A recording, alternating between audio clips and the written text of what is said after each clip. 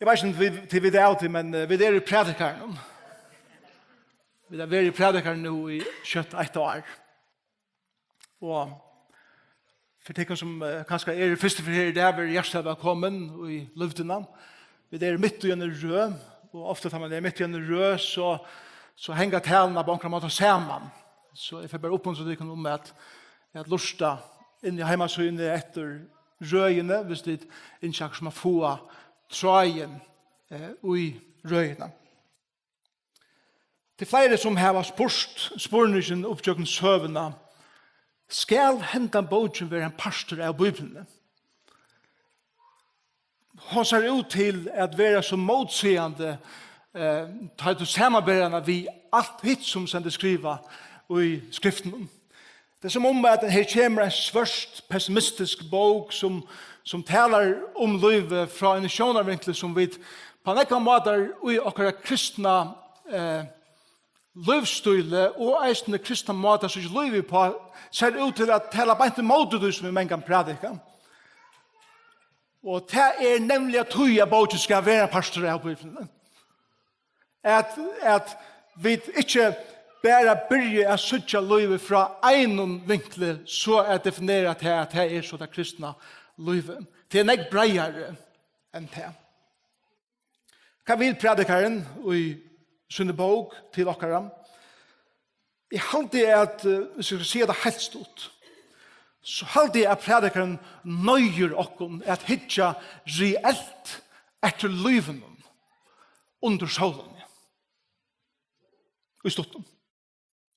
Under solene og i Prædikarin er en myndatala om til livet som vi lever i en heime krevet halte at Gud har glemt dere. Ikke enda til at Gud ikke er, men kanskje til at Gud ikke er avhåver. Og tog må vi bare røyne klare oss vel som mulig under solene. Men allikevel det som Prædikarin så gjør er at han hever akkurat noen luker som han vil først leder opp er peik okken handan solene. Og så er det konstruen det som Prædikarin gjør er at lære at leva livet under solene som på nekka måter er fafongt og som på nekka måter det føles som at vi bare er en rennebande og vi kommer unga ved. Men korstene er her til fjeia at det er nekka korstene som motiverer med at leva livet som på nekka hatt kjennes fafongt.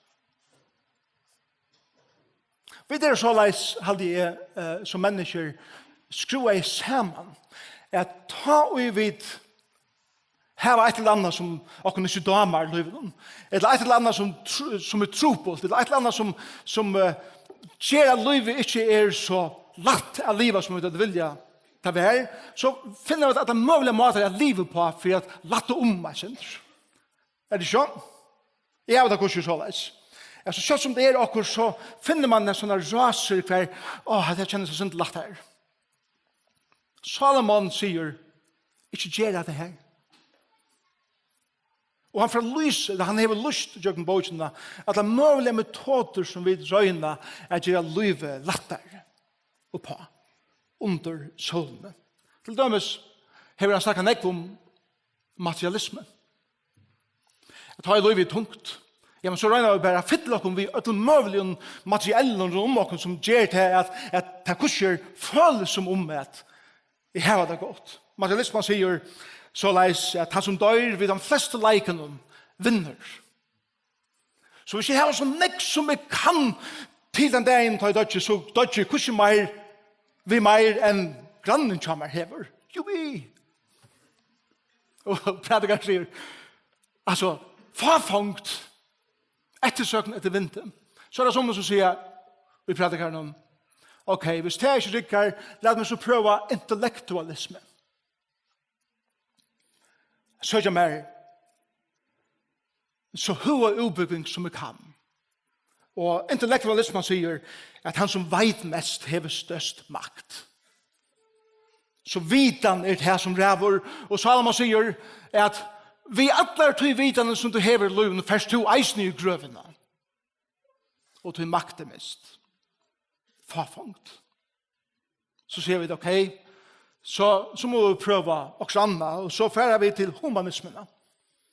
Humanismen sier så at middelbelen ui ødlun, løyve og tid snikvars rundt meg. Do it my way or take the highway.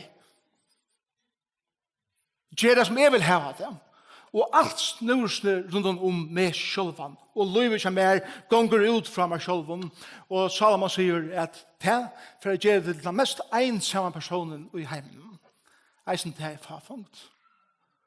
Så prøver vi hedvismena, eller heienskap. Kan vi bare blæk okken ut i alt det som okra lister og gjerne troar etter og røyna fytle okken vi ødlån tog. If it feels good, do it. Om det kjennes godt, gjør det. Jeg har fortalt seg sønne for om en kost, en sånn klistermerke på kufanger, så er 18 av bilen. Og her står om det kjennes godt, så gjør det. Han står i en åskurv, det har lyst rett. Og bilen 18 for denne bilen, han ser det her. Og han husker, det kjennes godt, gjør det. Ok. Han trøste spideren i båten, han renner beint opp i revene, og som bilen framfor. Og hvis han er framfor, som er bilen, og i øynene, kan bytte seg inn. Han sier, ja, men, jeg gjør det bare som du ber meg, og det føltes ordentlig godt. Så det er som at, så langt som det gjør mer godt, så er det godt, men så langt som det gjør noen ører godt, og på min bekostning, så er det ikke godt mer. Og så Prædikarin sier, jeg synes det her er farfungt. Så er det fatalismen. Fatalismen sier, Løyvi er faktisk en sjuka, tog jeg at alt er hva hun går bære tilfeldigheten og laknene. Og vi lever bære, og vi eksisterer bære. Og eisen sier Prædikarin her at det er farfungt. Og det kan godt være at vi ikke vilja til at livet så løs. Så det som hender er det, så får vi det i hin ekstremen.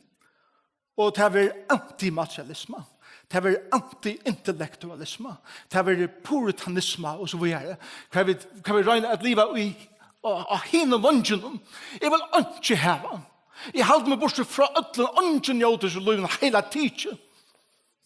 Og Prædikarin sier eisene, ja, men eisene det er farfungt. Så han sier atter i Prædikarin, et drekk og njøt, det som Herren har givet der at livet vi undersålende. Så eisen det er farfungt om vi røyner det. Ok, hvordan skal så røyne livet? Så er det som sier, ok, jeg røyner så ikke livet reelt, men jeg får være en optimist. Og jeg får være så optimistisk at alt er bare så ljøsarett, livet er så deilig, og livet er så prakkfullt, og alt er bare så underfullt. Og størst. Så var det bare vi optimismen er til at han ser ikke livet reelt. Men kan jeg er her, jeg er her på en måte, jeg er nok så optimistisk, men jeg halte at det er så mye bråten etter hånden at tannblørene er nok så punkteret til meg. Så er det pessimisteren. Det er han som ser svart på alt. Det er øyligt. Det regner det atter. Jeg hater livet. Alt er bare pessimistisk. Alt er bare mist. Pessimisteren, han mangler glede. Han mangler hona seg. Han mangler at livet. Så er det hesen personen som gonger vi ildkrona. Han er misavlid av ødlån, og han sier såleis, heimeren er fotler og forresten luften, er fotler av tjåen og forbryteren og liknaren og folk som vil gjemme eld. Og jeg kan ikke ødlån. Jeg har misavlid av her og her. Han sier to er forbryter og to. Og hesten her eldgrunna personer manglar at liva og i relasjoner med folk og ha avlit av mennesker. Så er det at han lykker selv.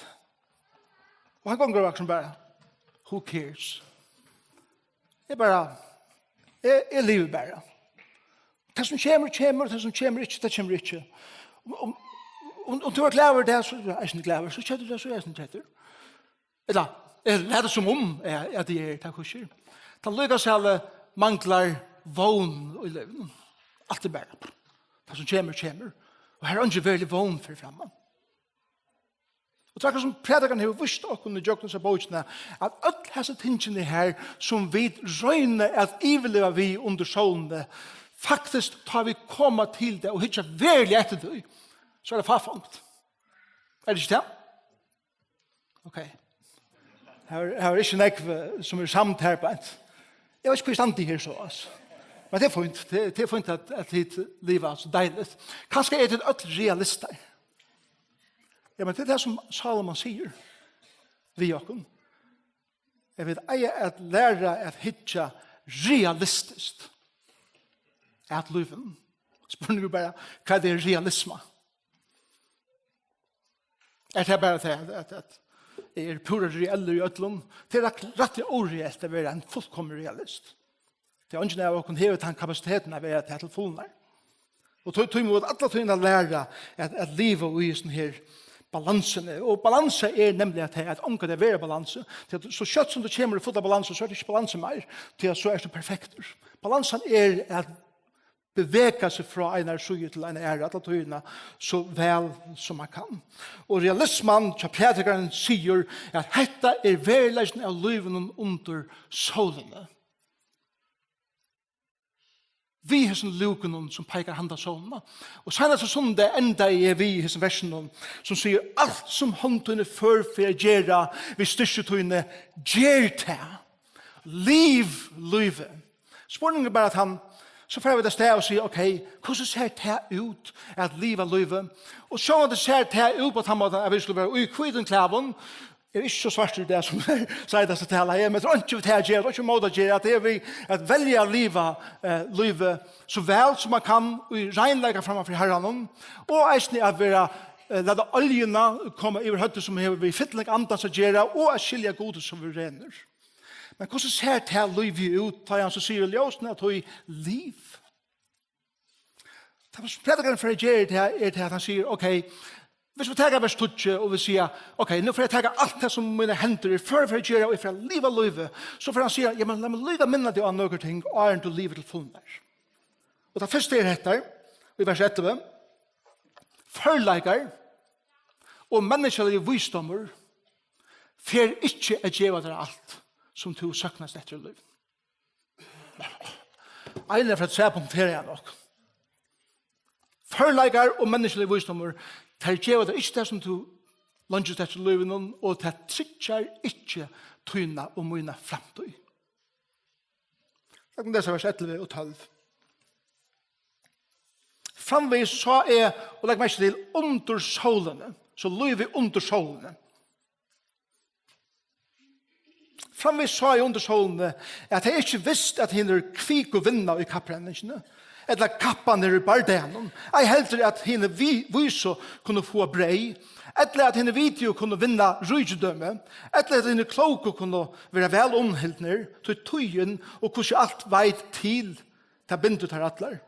Til mennesker veit lyka lyte tøysyna som fiskene og kommer faster og i vannlukkegattene, eller fuglene og kommer faster i snerrene. Som teir så kommer eisende menneskebøtene først. Og i øndere tog ta og i hånd knapplige fettler og i deg. Så det som Prædikarin sier her er til å være kvikker, til å være stersker, til å være viser, til å være videoer, til å være kloker, til å føre det så lengt, men ikke at han vei. Du kan godt være kvikeste personer i førjen. Endel trynrekord i sli. Så er det glemt det. Du kan være sterkeste maver i førjen. Du kan være mæteste bardea maver. Endel en vinner av det. Og er sterskere enn du. Du kan være visaste og visaste kvinna og i landet førje som alt leida til inntil en annen kjemmer som er viser enn to og alt ferdig til henne. Du kan være vitigaste personer i landet og i heimen inntil en annen vinner sporene kapensjene og to er sklemt. Og du kan være klokast. Vi haksta IQ som nægan til å se inntil hin kom og var klokare enn du. Og to misset ditt arbeid. Til noen andre egnar seg bedre til det enn du. Det fører bare så lengt, sier Prædikarin. Og så tenker jeg disse myndene av at det livet er faktisk som da en fisker kommer i gattene og han er fengar. Etter som da en fugler kommer i snærene og han setter seg av det som han helst vil være Jógvan og beinene til han kommer først i snørene han skal flikva sted og han er faster. Det er færre å komme tøyer i okra løyve, hva jeg vet færre at føle at gattene hever fengt opp eller snerran hever gjørst mine bein først. Og jeg klarer ikke. Og jeg mekner ikke. Selv om du hever kvikaste og sterskaste og visaste og klokaste og vidigaste personer som alle kjenner til, så kommer teir dianer reisende. Så teir kommer. Det er det første han sier. Så gjerne sier han i vers 13-16, han forteller faktisk han søve i denne her versen. Da må lese det fyrir, vers 13-16. Hette har vi eisene se, vera visdom under solene, og store tidsammer, lytel bøyer vær, og fire menn i hånden. Ta kom store konger mot hånden, kringsett i han, og bygde mykjel herverske mot hånden. Men i begynnen var fadermever som viser vær. Og han bjerga i begynnen ved visdommen synen. Men ikke eit menneske myntest han da faderka mann. Da sier visdommer er bedre enn styrke. Men visdommer hins faderka er vannvirter. Og åren hans er vil ikke lusta etter. Det som Prædikarin sier og her er dette. God råd og god vedlegging være sjaldan lust etter og være kjøtt glemt. Hugsa dykken hetta mannen. Det stender ikke hvordan han berga i bøynen. Kanskje være han øyla, selv om han var gammal og fadaker, så har han kanskje et utrolig sinne og visdom til å komme til politikk. At usunne snildun til rådgjevingar og til friarsåttmålar, det kvæta så vær, vi har tinkast de futjene som kom, så mekna jeg han at få fri og i læ. Kanskje var det det. Etter var det vi omkring øren snildun, om det var vi noen favon, kappen som han bjerga i bøynen og vann herren, det vet vi det ikke. Ja, men hvor vet vi det ikke? Tog jeg mer var glemter så kjøtt som byen var bjergavers. Kanskje var det en liten fest for tusen takk for og så ganger togjen og mæverne glemter, og ønsken minnest hva det som mæveren gjør det for byen. Det, sier Prædikarin, er verileggen av hvordan løyve tjokken, mengan endar. Noen få heva standemynder av seg selv standade kring okkara byer, okkara bygder. Noen få. Men det aller fleste av okken for ungande å få en standmynd resta av okken.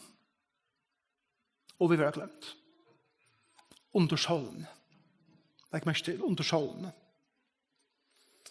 Og så sier han, da sier vi okken, grunnen for å fortelle seg søvnene er prøv at du ser til inn i støvene til hese mannen.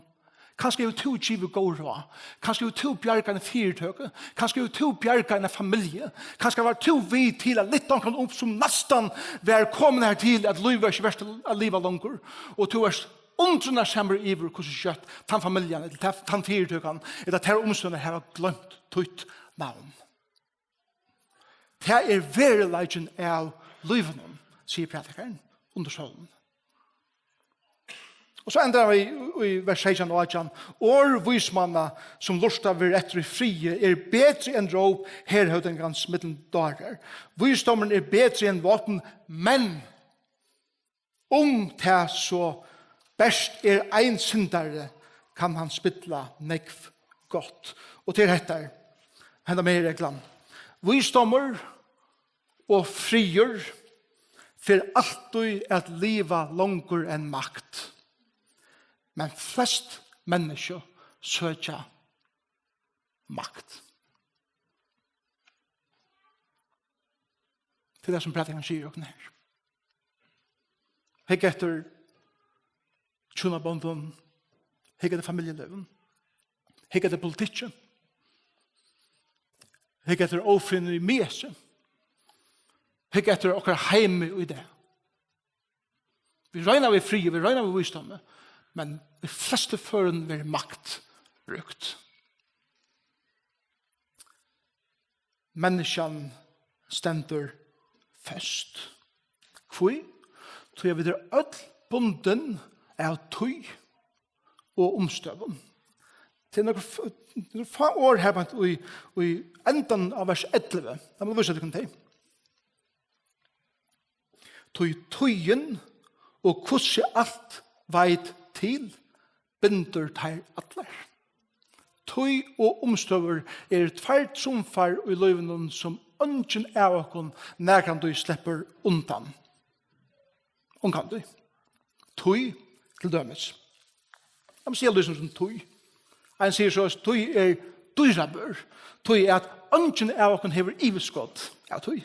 Det er nær det som hever iveskott av tøy. Og det massar av tøy at gjør alt mulig. De fleste fører ikke til jeg vil ha sånn jeg og akkurat skjema at vi alle mer eller mindre opptidsen at den dagen. Tøy. Så sier jeg hva gjør det? Tøy kan ångande tages atter, og tøy kan ångande gjøres atter. Altså. Her 4 ting. Beste maten at spittla tøyene borster. Nummer 1. Stor nekv. Stor nekv. Stor fri øtlen. Nummer 2. Sett deg at du skal gjøres ryker. Nummer 3. Samanber det vi ånder. Nummer 4. Legg ui og hugsa legg om hva det ånder sier om det. Legg hese 4 saman, og tog vi verens massar i ui at spilla tøyina bort. Tikk, takk, tikk, takk. Tøyen gonger alla tøy.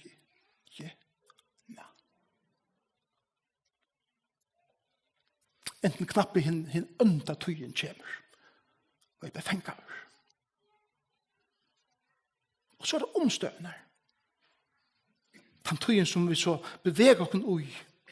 Heimsbyggingeren William James sier det så vel. Han sier beste maten å bruke tøyene er at investere i noe som være langer enn livet. Beste maten å bruke tøyene tøy og mine tøy er at investere i noe som jeg vet livet langer enn det. Hvor er vi sammen som sankomma? Hvor tilbjør Herren? Til at han har sagt færre ut og gjør alt mennesker til et altfakkesle til lærersvenner møter. Vi er ahoa i salen. Og hvordan vi lever akkurat liv. Og tar vi investere akkurat tøy i det, tar være til langer enn vi liv. Og det er godt. Men omstøvende det tar som omstøver, så også alltid om en lærere som er Dallas Seminary, som er Dr. Howard Hendricks. Og han var en sånn her personer som er øyelig bærsøyen, en fantastisk lærer. Og han pleier å spørre seg, how are you doing? Og så svarer man alltid, well, under the circumstances. Og hvis man omsetter det før, så er det som hvordan hever det, og vi sier etter omstøven, men hvis vi omsetter det bokstavlig fra ensken, så er det sagt under omstøven, så har vi det, ok. Så spurte han altså spørsmålet, ja, men hva gjør du under her?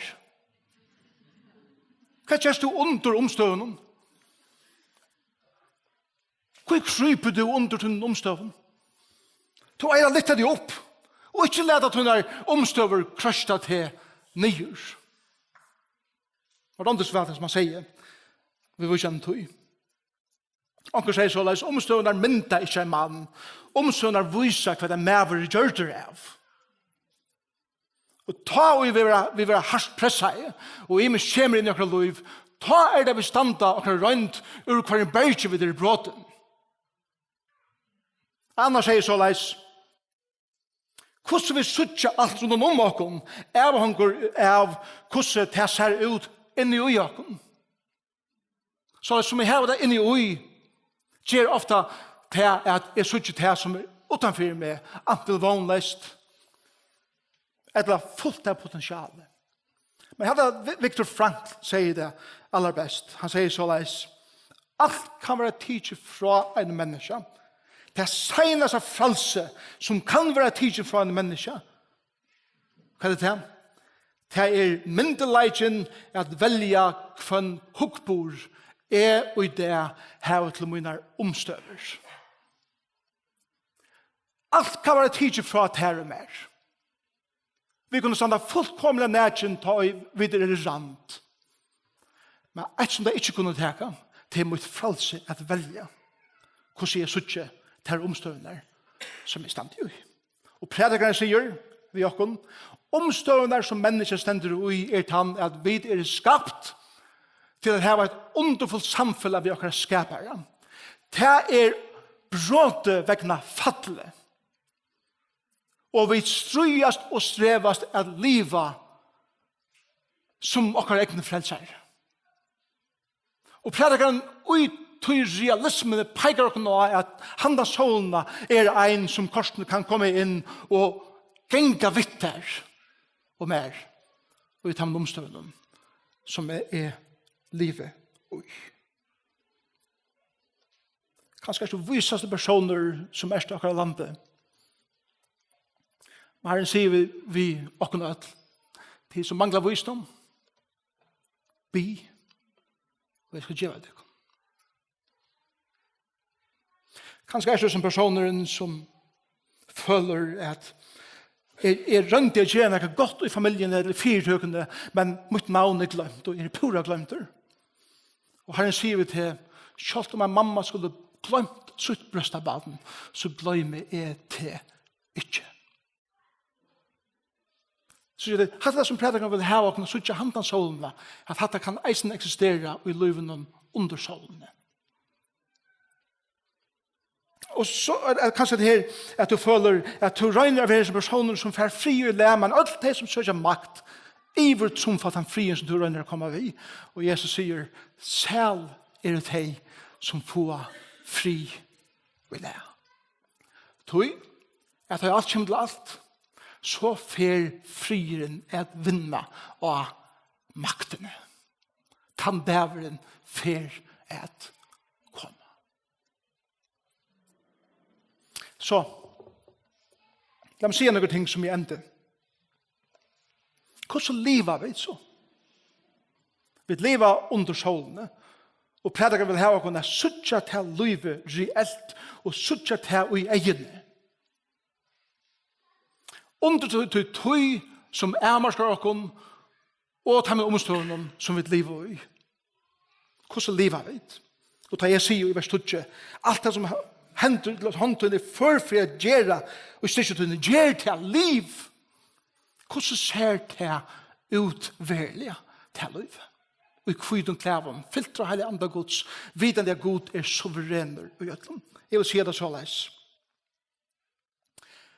Det som god instragerer i en falske som sier at jeg vil fylkjast vi gode i min liv, at ombrøyde okkon til å være mennesker som sann og som ekta. Så ekta som vi kunne være i livet. Som viser et ofravigelige eller et ofravigeligt anlit av god. Og i teimen omstående som livet i. Og suttja livet som det men korsene velger å fylkjast ved Herren og å være hånd trygg for. Og å være den mennesken som Herren gjør mer innom mitt liv trygg for. Hvordan ser det ut? Ja, det ser så ut at god innskjer og først være djørv mennesker. Det betyr til at jeg tror jeg være åpen for at jeg får veldig fortre av åretvisene som gonger fyrir seg og jakkar heim med det. Og ikke bare tås om, ja, men det er så deilig å være tryggvann til det. Men at det føler på innene. Tja teimen som loja åretvise. Og som loja alt mulig som kommer til deg i livet. Og gjennom heime som fotlen og synd. Jeg hadde godt ikke eisen åkne å være åpen og ærlig om bardeien som gonger fyrir seg inne i okkar liv. Vi gjør noen ikke bare utetter, men eisende inne i mer sjølven. Og på ankra måte hadde jeg at vi har bruk for å bli iverveldet av syndene som i okkar liv. Vi eier hadde jeg atter og atter å komme i et eller annet slag av salar nei. At det ikke bare vært at jeg var frelstur, men at jeg ble så kjettur om til syndene som sitter i min liv, at jeg virkelig følte ned i min bok, så at jeg avvirkest av tog, så at Herren kan få fæter og mer enda mer. Men korsene tår å trekke fram og liva vel. Tror du det er mening? At være iverveldet om synd om min liv, men korsene at ikke lese meg inne, men at trekke fram og si at men jeg vil liva korsene mot liv. Vi tar med svaren, vi tar på inne, vi tar som strøys vi bedre, så for jeg ikke at hala med nyer, men jeg vil stande opp og jeg vil liva til fullnær. Sart og rekvann, men ei mjuk og karlagsfull. Og tar vi det innsøk av verleikan at livet kan være omedelig skuffant. Kan det ikke det? Det er så utrolig ikke skuffet ut. Tror jeg at det er opplært ved en teologi for alt det bare så deilig. Livet er skuffande. Det er bare en måte at ivelivet her på. Til å velge at elske korsene.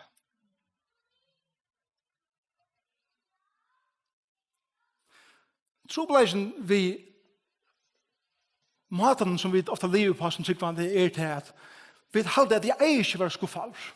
Jeg eier ikke være sart, jeg eier ikke bare skam, jeg eier ikke at det stinsen her, og det er fantastisk at det er latter vi først. Men verdelsen av tog er til han at vi lever i en fallen heime som fotler av synd, og er fattelen. Hvis jeg regner bare skutja det og så at livet er et kristne liv, så får jeg omgående empati ved mennesken. Men tar jeg innsøk ved at er en pastor av oss her, og det gjør mer ilteisende, tar jeg everrakt, og det som er om everrakt. Men så velger jeg at elske.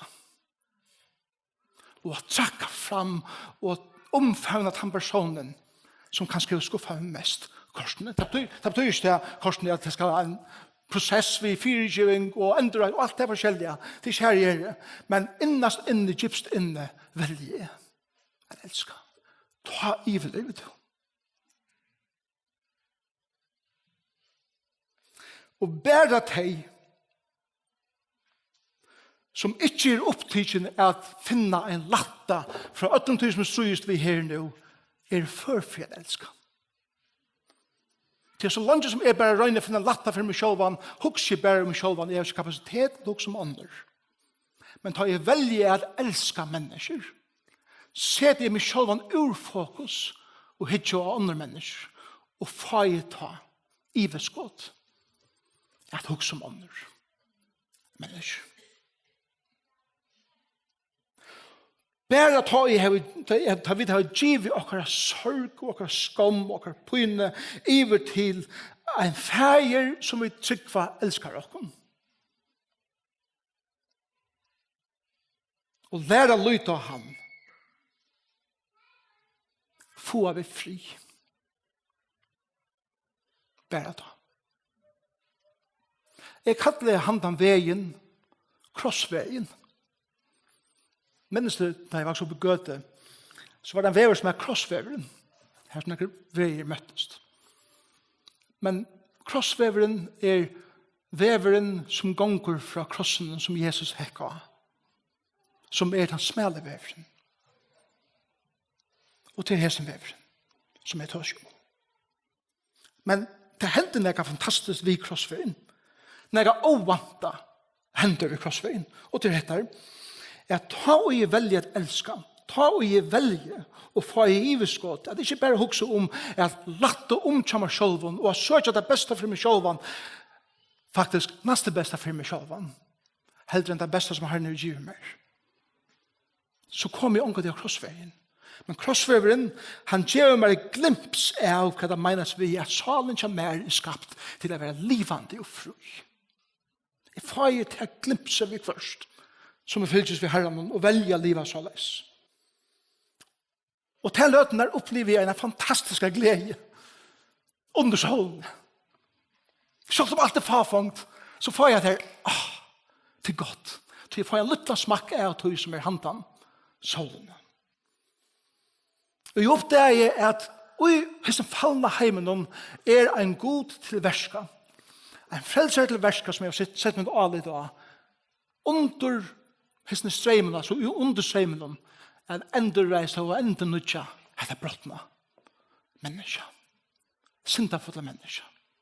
Og å få glimpse av tog er fantastisk. Dette glimpse, det åpenberer Kristus er versk ui ter og eisne ui mer. Og ta jeg opp det er frelsen betyr det at og i djøkne mine omstør og ta tøyene som lever i eisne mine øndetøy er en frelser til verska er mynda med speklige. Ta ferie er djevast er søkja til neste beste altså det er skjoldsøkne i løven og jeg får stevne etter til beste som han har gjort med som er i fleste føren ikke vet enn hva det er. Til tøy okkara løv eiter troar løv. Vi vet ikke akkurat, men han har lova at leia med. Og forresten, pøynan er en. Pøynan vil ikke tidsen vekk. Nedbeføren er sjukan er en, skommen er en. Minne fra tøy som er hent mer, og det som jeg opplever liven er her enn. Og vet du hva? Jeg har oppdaget her i munnen løyve, og jeg vet at pøynan er her, tar jeg Herrens åpenberer meg, ser fire mer som min frelsere, så åpenberer han eisende enn og gypre synd i min løyve, som jeg ikke har sett enn. Og vet du hva? Det er enn mer reilt. Hva er det kan minne teologi? Som ta og ta verlige pøyner om mine synder min løyve, grad jeg mer. Om man velger å elske mer, så er jeg mer fri. Og ta så ikke for første fyr. At jeg har bruk for en frelsere kvante, og ikke bare en billett til himmels. Men i ødelen økken og en løyve, tror jeg det er så djupt fattende synd. Og min frelsere han endurskaper meg, og endur nødger meg kvante. Løyve av krossvenen er transformerende, spekelig. Men det som Prædikarin sier er at transformasjonen ganger fyrir seg under solen. Og i munnen rundt om dogmatisme og alle ismene som jeg har tås om i det, kommer til at hadde nytt arrange. Tog søker Herren. Og det er krossveveren. Og tog er det jeg sier, er at han velger transformasjonen og i tøyene og omstående som er livet og i livet. Gjør meg glimps atter og atter av hva bøyer meg handan solen. Og en dag for Herren er kommet atter og sier her til og ikke langer. Men hatt av livet av krossvennen, frelses livet tar jeg sier liv, så betyder det akkurat det motsatte av det som vi ofte har hovedhalta, så skal bare kaste meg ut i alt. Nei, til krossveveren. Bare Gud kan brøyta den personen som veder tannveien. Bare hele anden kan djeva til personen møveleikene at liva tannveien. Så som jeg ender, så synes jeg vi sanger, og nå bjør vi til forbønn, og da gjør vi det eisen i det. Og vi sier om nægar her det som strøys vi likamlige sjukon, eller salalige sjukon, eller om det andalige spurningar som du hever er spyrju i løyvenen, så krossveveren tann. At du får ikke til formen vi tog for eia at Herren skal grua det først. Herren kan grua det, halleluja. Helt ikke til at du skal slappe av og være latter uten salalige trobeleikon. Etla vi tunne spurningon. Men bønnen ikke at her det som er i ui. Jeg var løster fra at du kan godt være bare ta neste beste. Ta god vil gjøre det sitt beste. Og hva er det til? Til at uten som lykker mye for det så en djup troende her at elska god fram alt i løgnen.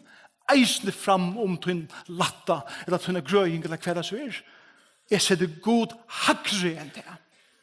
Ta for en transformasjon fram som negg djupere enn alt hit. Og alt hit blir bare bonus som Herren gjør. Kære brødre og søstre, let dere være folk som ikke nøgt vidt den meste beste i livet. Men let dere søke at det som god veit best for det og for meg. Så be sammen. Herre Jesus, takk for at Prædikarin så omedelig relevant.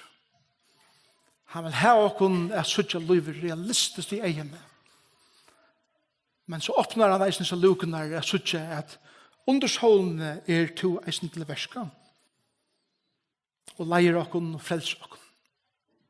Fyrir sjø åkken her, jeg vil leita så negve sånn der at få en stuttan latta.